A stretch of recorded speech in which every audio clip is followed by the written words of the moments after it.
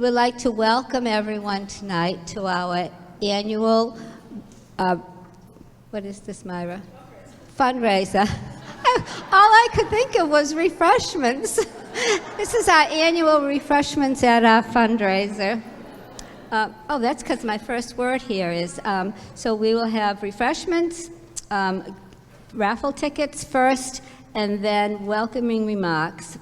So I want to welcome our guest speaker, Neal Sanders, who tells me I don't need to do much of an introduction other than to tell you that this will be a night like no other that you've had, and you will enjoy every minute. So Neal will tell us more about his background and what he means by gardening is murder. So Neal, and his lovely wife, Betty. I usually come to garden clubs and I find out that I'm going to be speaking right after they do the bylaw changes. So that's unusual. So my name is, in fact, Neal Sanders. The program is called Gardening is Murder. And before I actually launch into the presentation, okay, I don't want to block the screen from anyone. Okay, this sounds pretty good. Okay. As many times as I've spoken with audiences, I'm still kind of taken aback by the very first time that I ever gave this presentation, and it was to a group not far from here called the Rangers of Marblehead, and it was occasion of like their 75th anniversary or something. I had no idea how the presentation was going to go over, but there was a wonderful lady who was sitting right in the front row, somewhat elderly, and I just sort of kept my eye on her to see how she was going to react to the presentation. And at the beginning of it, she had a pleasant neutral look on her face. But as the evening went on, the look on her face went first from one of concern to, by the end of the evening, outright horror. And so when the lights came back on, I went directly over to her and I said, please tell me what I did wrong, because I don't ever want to do this to another audience. And what she explained to me was this. She said, my late husband, this was a very elderly woman, my late husband used to help me out in the garden. But all the time he was out there working alongside me, he never said a word. And my fear is that he was thinking the things that you were saying up there. So with that as prologue, let me give you a relief out of all of that, and that is that the views you're going to hear expressed are not necessarily those of every gardener's spouse. That for the most part, if he's out there and he's working alongside you, well, God bless him for being there. But if you really want to know what he's thinking about the Celtics not blowing it. So anyway, so enough about that. It's a view, okay, it's exactly right. Okay, so just a very few words about myself. I spent this is me and my wife's dreams. I spent 35 years in the corporate world, and I had a very nice career, but back in 2005, I had the opportunity to walk away from it and not think about where my next paycheck was going to come from. And so there's something I had always wanted to do with my life, and that is that I had wanted to be a writer. So this is me when I'm not photoshopped. So when that time came, I set aside one of the bedrooms from our home, and I turned it into my writing atelier, and I sat down to write the great American novel. My problem is I never got around to writing it. And the reason I never got around to writing it is because I'm married to a gardener. Betty is here tonight, and she's already scowling at me, so I won't be able to say all the things I would usually say. But Betty is an uber gardener. Betty is, she's a lifetime master gardener. You've seen her in This Old House as a guest horticulturalist. Her gardens has been profiled in the Wall Street Journal. So, just one more thing off of her CV. 8 years ago, the U.S. Department of Agriculture hired her to teach its Boston employees how to plant and maintain a vegetable garden, which speaks volumes about either what a terrific horticultural educator she is, or how we spend our tax dollars, and I'll let you be the judge of which one of those is correct. But anyway, I'm married to a gardener, and she has created some absolutely stunning gardens. We've been married 48 years. And all that time, we have lived in an awful lot of places, and every time that we have gone to a new place, she ends up creating a brand new garden out of it. She is the creator of gardens. I have a very specific role in each and every one of those gardens. I dig holes, and I move rocks. That's what she allows me to do. But the neat thing about being married to someone like Betty is that she's always being offered the opportunity either to speak at or to attend various colloquia regarding gardens. And so we've actually been on 6 continents. And every time we go to a new place, the first thing we do is we get in a car and we drive off and we see a garden. And then we go see another garden. And this can go on like for weeks, it seems sometimes. But one year she was invited to Hidcote Manor out in the Cotswolds in order to attend a colloquium. And so while she's in there learning about all the latest cultivars and propagation techniques and such, I'm left to wander the estate. And so as she's inside, I'm out there looking at the gardening hierarchy. And at the apex of it is this guy, the head gardener. Now, this happens to be the guy at Hidcote, but they all look just like him. They're all 6'2", they're Oxford by way of Eton, they have this wonderful silver hair, and they speak with this wonderful, dulcet voice. You will buy anything that they happen to have to sell because they are so darned charming. But he doesn't do any work on the estate. All he does is give orders to other people. And he gives it to the undergardeners. And it's the undergardeners who are out there who are actually doing the work on the estate. But what I notice typically is there's one person among them, one person whom the head gardener will actually turn to and ask advice of. And so I'll hear something like, Old Ned, name is always something, Old Ned. Old Ned, we're thinking about grubbing out the hedgerows in the south 40 hectares. What do you think of that idea? Old Ned strokes his beard. He always has a beard. And he says, well, sir, that's a fascinating idea.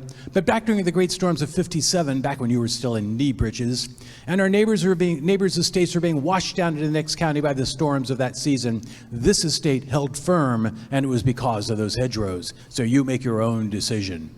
I checked back. The hedgerows remained, and I said, oh my gosh, who is this guy who has this power, whom the head gardener will actually listen to and ask advice of? And when I ask long enough, they say, oh, he's the principal undergardener. The principal undergardener. Okay, so I came back from that particular session, and I got myself some shirts made, okay? And I started a blog called The Principal Undergardener, which is now in its 14th year, and I became the principal undergardener. Hasn't changed my job description at our own garden one iota. Still, all I do is dig holes and move rocks. But what has happened is this. I've had this terrific opportunity to get to know gardeners, the way that they garden, and to think some things about gardening philosophy, and that's what I want to share with you this afternoon. I'm going to start with something very simple, and it's called the rule of 3. In the business world, your idea had better be able to be stated in one single declarative sentence. And here it is. The introduction of any one new plant into a garden requires the digging of a minimum of 3 holes. Sounds impossible. I'm sure it never happens in your garden, but this is what I observe. This is our garden. We live in Medfield, Massachusetts, which is about an hour and 45 minutes by car from here. Much closer than that, but anyway. It's a wonderful garden. It's a fabulous garden. We moved into that house in 1999, and by 2004, completely full. There was not room for any new plants into it. But it's never stopped Betty from going out and getting new plants for the garden.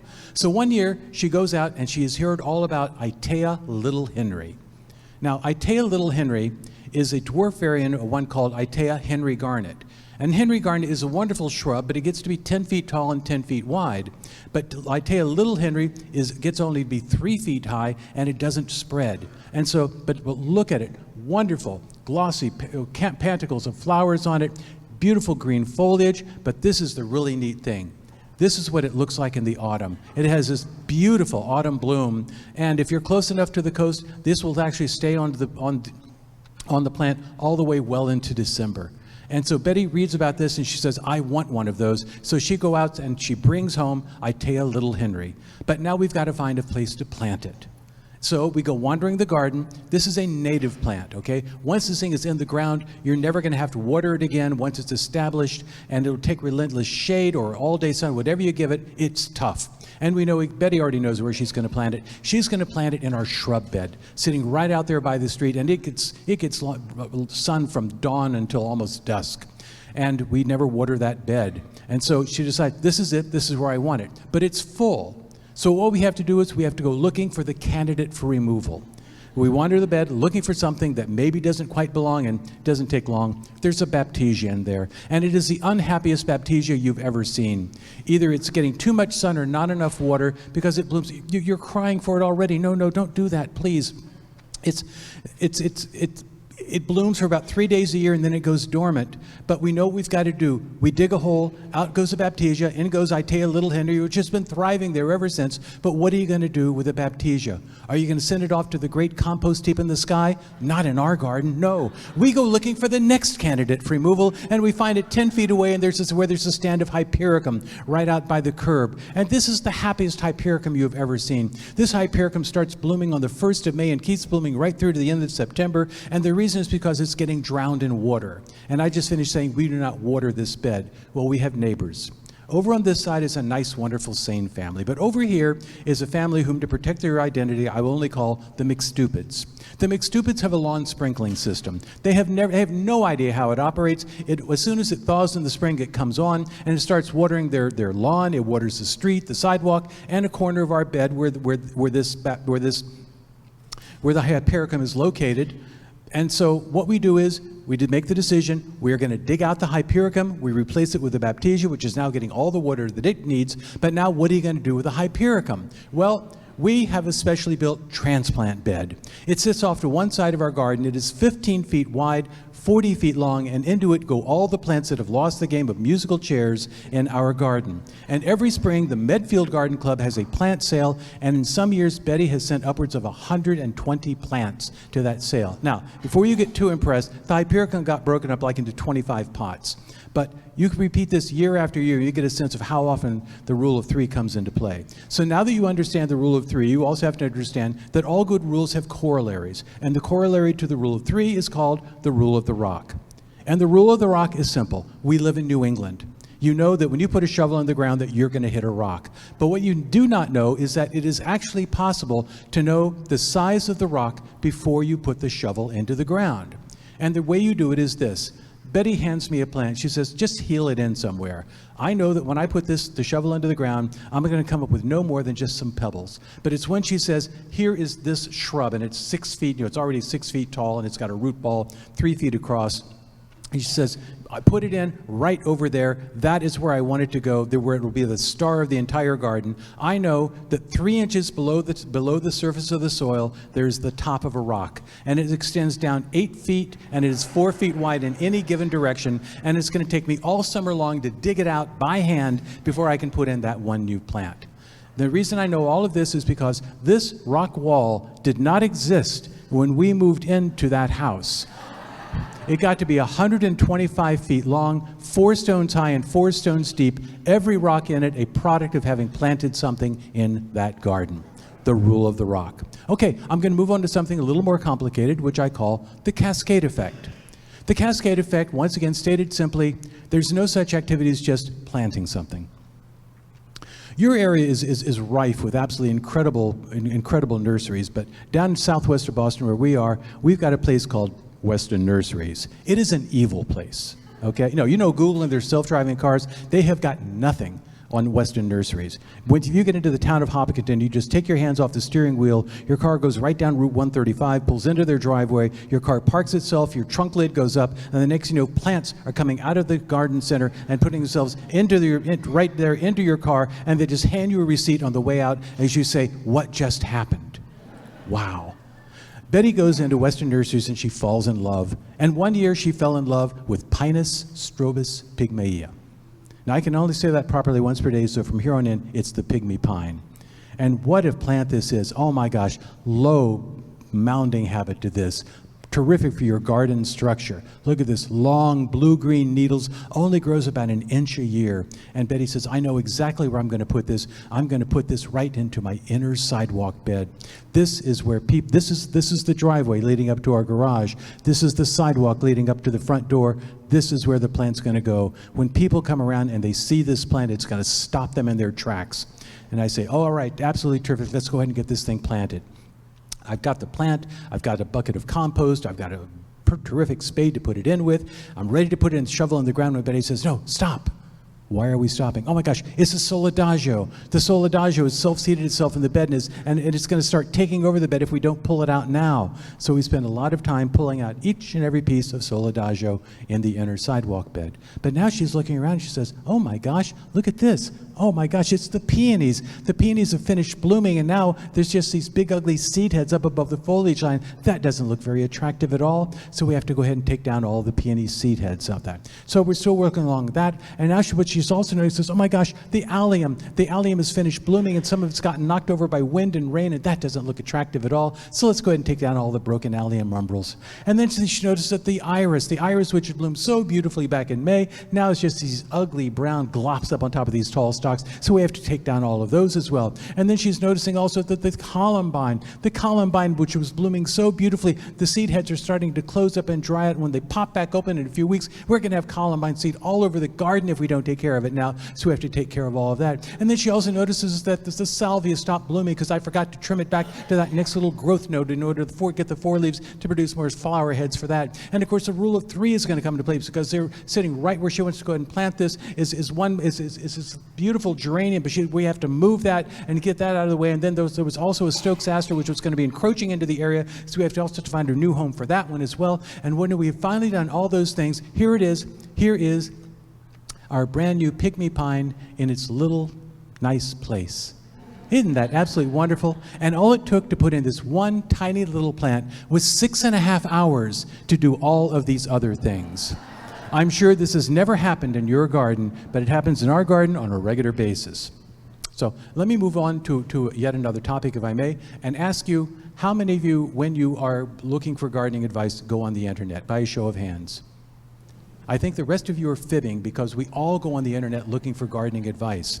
There is nothing wrong with looking for gardening advice on the internet. The problem is Google. And the problem with Google is simply this: it doesn't know the difference between good advice and bad advice. All it knows is popular advice. And the more people click on the popular advice, the higher it goes up in the rankings.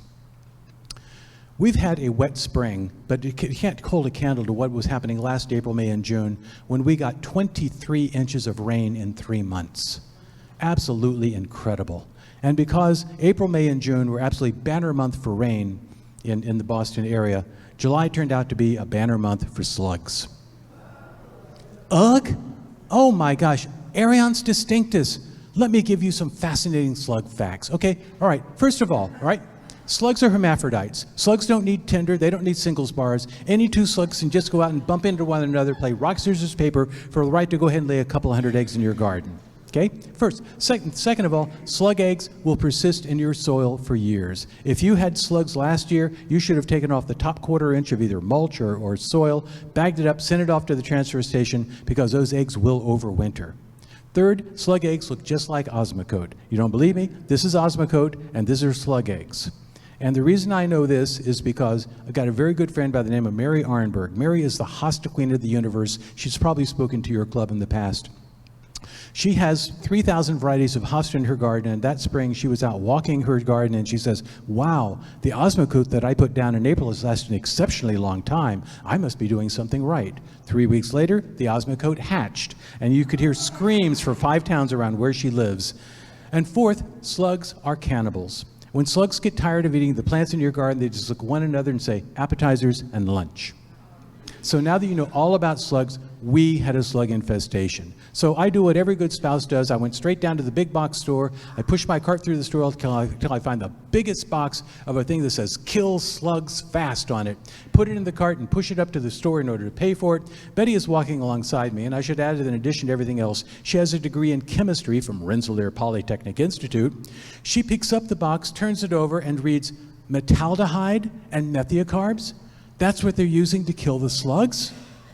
These things are serious poisons. And it isn't just slugs we have in our garden. We have little dogs and cats, and we have squirrels and chipmunks, and they're all out there licking their fingers and toes and such. And they're going to lick this, and it's going to poison them. So she is over throttling the store manager for even carrying a product like this. And I'm saying, wow, what are we going to do about the slugs?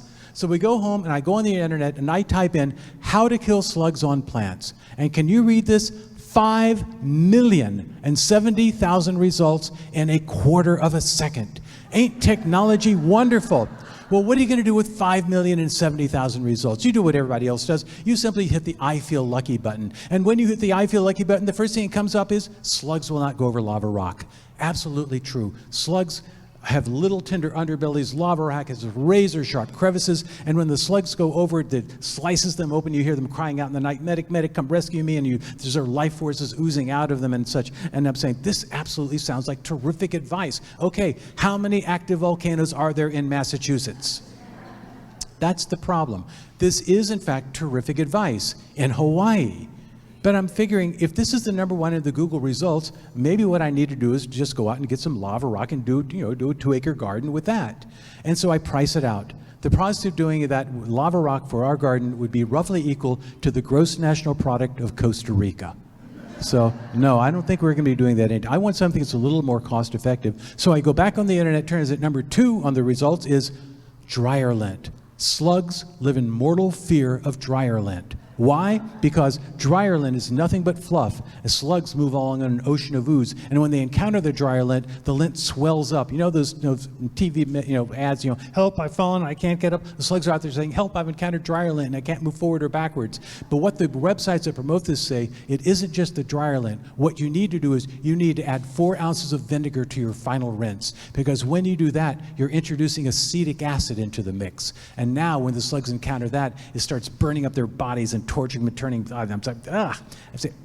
I want the slugs to go away. I don't even necessarily want to kill them. I just want to go to somebody else's garden. But then I start thinking about how many loads of laundry do I have to do in order to get enough dryer lint to do a 2-acre garden? And do I really want my clothing to smell like a garden salad? So maybe this isn't the advice I was looking at all the time. No. So back on the internet, and I find the next thing I find out is all about quackgrass. Oh my gosh, quackgrass. It contains a neurotoxin. And when the slugs come and they ingest the quackgrass, they get the neurotoxin and they just keel over and die. I'm saying, this sounds absolutely incredible. And this is such prevalent advice. Please Google this along with me. There are even recipes out there for quackgrass cake. All right? Corn bran, powdered milk, cornstarch, beer, dried quackgrass. Run it all through your meat grinder. Put it out in pelletized form across your garden. The slugs come in, they will ingest it, and they will all die off. I'm saying, this sounds absolutely terrific. Well, Betty had been away at an overnight colloquium, and she came back the next morning, and she walks in, and she sees me and 4 cases of beer, and she says, what are we doing? And I explained to her, and I show her the website, and she looks at it, and she says, I'm having a senior moment. Back when we lived down in Virginia for a couple of years, what was that stuff we couldn't get out of our garden? Quackgrass. This is one of the most invasive plants on the face of the earth. You in the blue, I saw you, you were already nodding. You already knew what the answer to this was. Okay. Why this is out there, I have no idea, because this is something, it's horrible. You don't even want to think about it, but because it involves beer, it's going to appeal to all the men who are out there looking for the advice. So anyway, I go back on the internet looking for something, maybe they work this time. That's when I find out about Rhode Island Reds. Turns out for a Rhode Island Red, the slugs in your garden is like Sunday brunch at your favorite restaurant for them.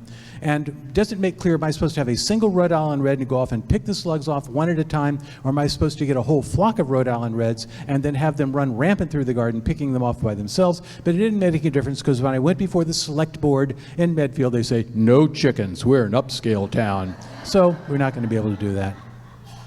That's getting sad. I'm back on there, but then I found out about wormwood tea. Oh my gosh, wormwood tea. This is absolutely, if you have Artemisia in your garden, you can make it. Just take it, chop it up, boil it up in a pot of water, spray it all out of your garden, and the websites promise you what will happen. The slugs come in, they will ingest it, they're going to act a little weird, but then they're going to die. And I'm saying, this sounds like pretty good advice to me, and we had Artemisia growing basically on its own on one side of the garden. So I'm out there boiling up the pot of water, getting ready to do this, but all the time I'm doing this, there is this sensation in the back of my head. I've heard this name before, wormwood tea. Where's that name familiar to me? And that's when it all comes back to me. That art appreciation course that I took as a freshman, absinthe. This is the active ingredient in absinthe, that wonderful 19th century narcotic that had all of Paris stoned for the entire century. And we're going to put it out there, and not only the slugs, but also the dogs and cats and chipmunks and squirrels are all going to be ingesting that and having out-of-body experiences. I don't think I want to go there. So we're not going to do that. Okay, fine. Back on the internet I go, and now I find out about quassia. And I finally found, the perfect cure. Quassia, it's a native of Ecuador. There are quassia shrubs on every street corner in Quito, and quassia is such an effective slug repellent that there is no word for slug in the Spanish dialect spoken in that country. But what the website says, what you need to do is you need to get your hands on some quassia extract and then spray it liberally all over your garden and then say adios to the slugs because you'll never see them again. So I start looking for quassia extract, and that's when I find out it's $400 an ounce. The websites that are promoting this are actually out there put out by the quassia cartel in South America, which controls the entire world supply of it. And so I don't feel, no, I'm getting desperate. The next thing I come across is from the Master Gardeners of Iowa, and what they say is you need is iron phosphate. Yeah, iron phosphate. It comes in pelletized form. I've heard that one before. You spread it out all over your garden. Heard that one too. You spread it out, the slugs come in, they ingest it, and they lose their will to live. No kidding. They stop eating. And the next thing you know, they're all talking to one another and they're saying, we should go binge watch The Handmaid's Tale. And the other one says, no, let's just go read bad French poetry to one another. And then they go in the corner and they die. But then along comes the next group of slugs and they say, hey, hey, hey, I think I see lunch over there. And so they go in just that first group of slugs, and pretty soon they too are thinking to themselves, I haven't seen Thelma and Louise in years. And I'm saying, okay, what's wrong with this? Oh, I know what's going to happen. It's going to break down. It's going to break down into iron. That's good for your plant's leaves. It's going to break down into phosphorus. That's good for your plant's roots. Why is this on page 32 of the Google results? Why? Because it's so darn boring. Where is the photo of the exploding slug? Where are the miracle claims? Where are what else is in there? And so it turns out this was what you were looking for all along, but because it isn't exciting enough, Google doesn't think it's worth for you to look at. Enough said about that. But there are other problems out there, including problems with wildlife. And what I have learned after all these years of gardening is simply this. Life is not a Walt Disney film, and the animals in your garden have never seen those movies, and they don't know how they're supposed to behave. May I ask a question? How many of you in this room compost? Show of hands. Oh, I wish there were more of you. Oh my gosh, composting is absolutely wonderful. We have got like a big 5-bin system across the back of our property, but for the stuff that comes out of our kitchen, we've got this absolutely wonderful machine. It's called an earth machine. It's like a 50-gallon drum, and what you do is you simply go ahead and you put all of your kitchen scraps in it, except meat, dairy, and bones. Just put it in there, then you put in leaves or anything else you want to add to it, and then you keep it a little wet for a period of time. But then after about 13 weeks, you start taking black gold out of the bottom of this. And we've had one of these for so many years. It's absolutely wonderful that we decided we ought to get the town involved in selling it. But the town didn't want to sell them. But we found out that any 501c3 organization, including a garden club, could get an imprimatur from the state to sell these. And what we did was we started selling. We got the Medfield Garden Club involved in this. And we managed to place more than 800 composters in a town of 10,000 people. We turned Medfield into the Saudi Arabia of compost. And the way we did it was we worked through the town's elementary school. The town schools in second grade, there's a STEM program in which kids go out and they plant a garden. And they use the math in order to figure out where plants goes and such. And they work the garden all through the spring, and they begin putting all of the leavings from the garden into the composter. And then they go away for the summer, and master gardeners come in and they maintain the garden. The kids come back now as third graders in the autumn, and they begin harvesting their crops. And every October, there is a harvest dinner for the third graders and their parents, in which they're actually eating the very vegetables that they themselves grew, so that these third graders know where a carrot comes from, where a beet comes from. And it's absolutely phenomenal. But the best thing they do is, at the end of the program, they take them out and they lift up the composter, and they show them this mountain of compost that they themselves made. And the kids' eyes all get wide and saucer shaped, and they say, Mom and Dad, we need to get ourselves a composter. And they'll say it 1,200 times before they go to bed. And at 7 o'clock the next morning over the breakfast table, all they can talk about it is getting a composter. And 8 o'clock in the morning, our phone is ringing off the hook with people who say, please sell me a composter. It's wonderful. It works out really well. Well, we had ours for so very many years, absolutely no trouble, until last November, when I went out one morning and I found this. A squirrel had gnawed a hole about 1.5 inches across right through a 1/4 inch thick plastic. And so I know that it's a squirrel because a trail of food scraps is coming out of the composter and leading into the woods, and out in the woods I can hear the distinct sound of a squirrel belching. I am not going to be defeated by any squirrel, and I didn't much take for them doing this. So I went into my very own garage and said, I've got the tools for this. Looked around, I found a metal pot, and I found a brick. And the metal pot went right over the hole. The brick goes in place in order to hold it, so that when the squirrel comes up tonight, it's going to go into what it thinks is its little refrigerator, and instead it's going to find itself in a little metal jail cell, and so it's going to beat its little fist against the wall. No one's going to come to its rescue. It's going to slink back outside and go outside and eat acorns the way they're supposed to. I go out the next morning to see how it's worked. Now, look what they've done. Look what they've done. The Grand Council of Squirrels have gotten together and they have decided they are going to not be defeated by any human. So they're now twin holes, 3 inches across, twin trails of scraps going out into the woods, and a whole chorus of squirrels out there going, na, na, na, na, na. And I'm saying, this is long since Walt Disney territory. We're way past that. This is Looney Tunes land, because what I see is myself as Daffy Duck saying, of course you know this means war. Well, we got a hardware store in town called Will's, and whenever you got a really serious problem, you go see Will himself, and I take the photos of him, of what they've done to our composter, and his eyes light up, and he's saying, I am going to fix you up. And boy, does he fix me up. Look what he comes up with. 10 feet of 1/4-inch steel mesh hardware cloth to go around the inside of the composter. Try and gnaw your way through that one. Oh, but here's the genius part. Barbs, 2-inch long sharpened steel barbs all over the outside of this thing. So what's going to happen is tonight the squirrels are going to come up. They think they're going to go into a coordinated rappelling up the side of it and go in and clean the composter out, and instead they're going to need to feel white flags of surrender. I mean, bloodshed everywhere. I can't wait. I'm up at the crack of dawn the next morning to go out and see how it all looked at. And look what they've done. Look what they've done. They've just gnawed the composter in half, and they completely emptied it out. This is what it looks like now. Betty gave me a hard and fast deadline of May Day to go ahead and get this thing, either throw it away or get it fixed up or find a way to empty it. I can still put stuff in it. I just reach over and take off the lid. I have no idea how I'm ever going to empty this thing. But that's the problem with wildlife. They don't behave because they don't know the rules they're supposed to be playing by. But there are other things out there which I enjoy thinking about, and it's particularly about the economics of gardening. And if there's nothing else that you take away with you this evening, the thing you need to understand is you're in it for the fun. Just keep repeating yourself to your mantra and you'll never go wrong. At our home, we have way too much shade to be able to grow vegetables, so instead, we are part of our town's community garden. In fact, we've been running it now for the past 12 years. And so we have an acre of land out there divided up in 300 and 600 square foot plots, and it is so rich, it's like soil from Iowa or something. You grow anything you want to. And one year I decided that I was going to grow potatoes.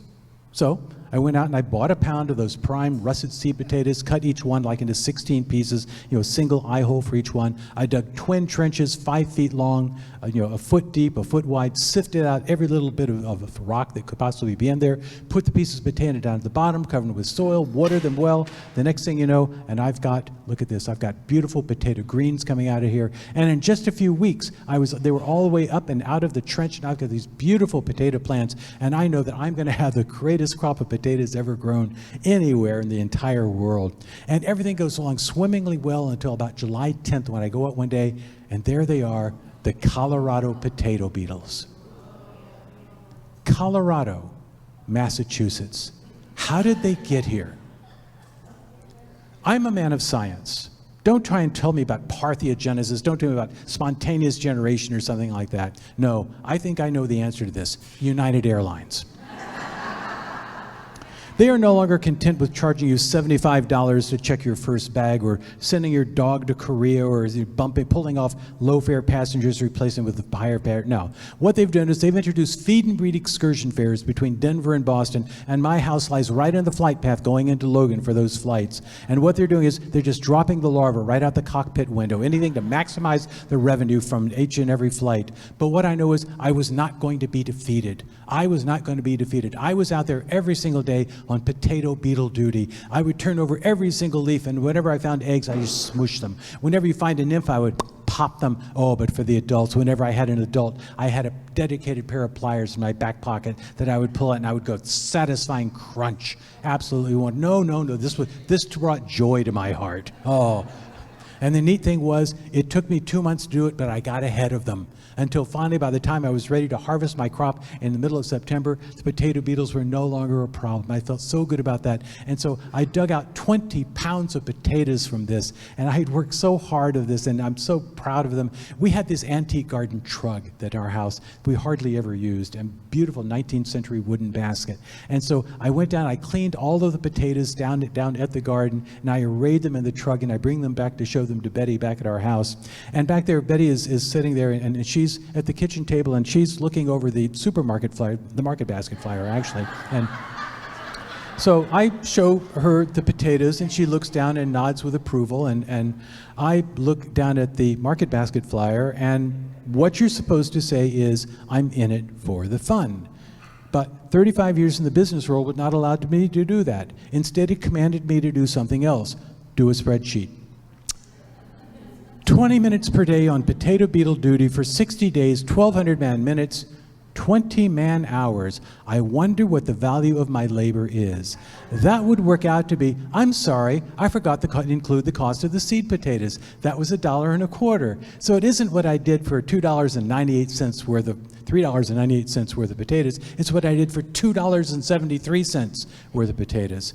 I've never grown them since. This year, we are planning, just getting our planning gardening now, we're growing corn, 4 squares of corn. We'll be picking corn from August 15th up through the end of September. We will have 8 different varieties of heirloom tomatoes. We're growing okra for no other reason than the fact that you can grow okra in your own garden. She thinks I'm yeah, right, Southerner, and so therefore I must love okra. I got news for you. I don't care about it, but that's a different story anyway. But grow the stuff that you want to grow, and don't worry about it. Just do it for the fun. But sometimes you don't think about the value of your labor because there's something more important going on. I know that because I've removed a stump or two in my time.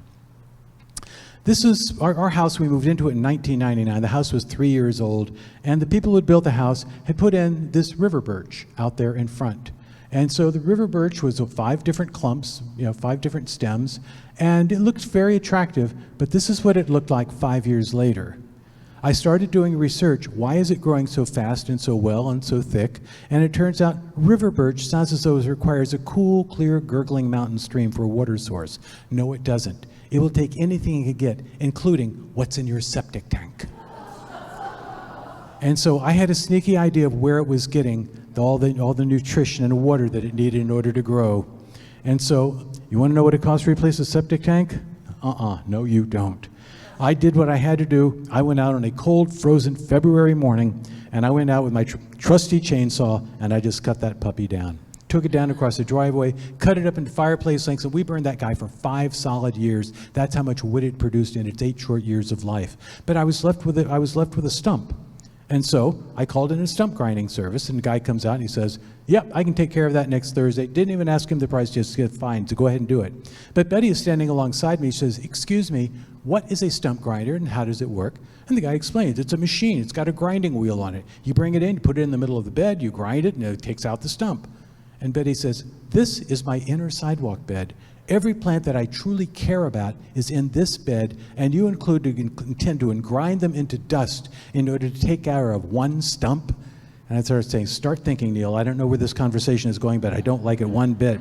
So I say, okay, what we're going to do is we're going to buy a sundial, put it on top of the stump, and we're going to call it garden art, declare victory, and get on with our lives. And Betty says, no, we are not. We are going to dig out that stump ourselves, which, as every man who has ever lived understands, knows, means you are going to dig out that stump yourself.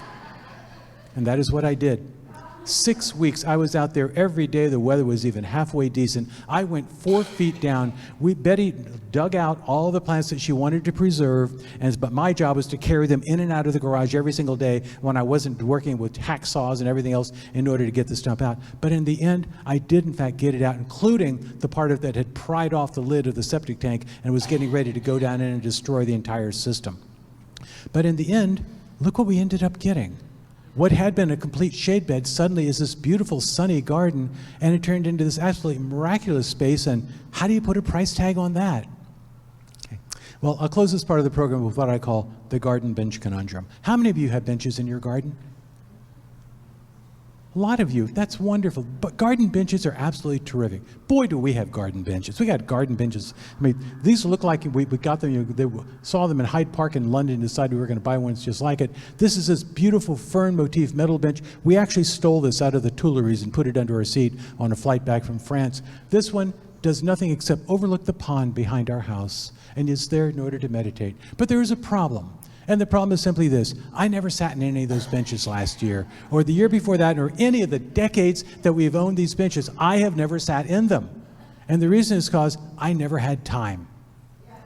But I figure it's just me. I mean, everybody has benches, so why don't they do it? But it turns out it isn't just me. Got a good friend. His name is Paul Moskovsky. Paul is sort of the Gunzelmucker landscaper to the stars.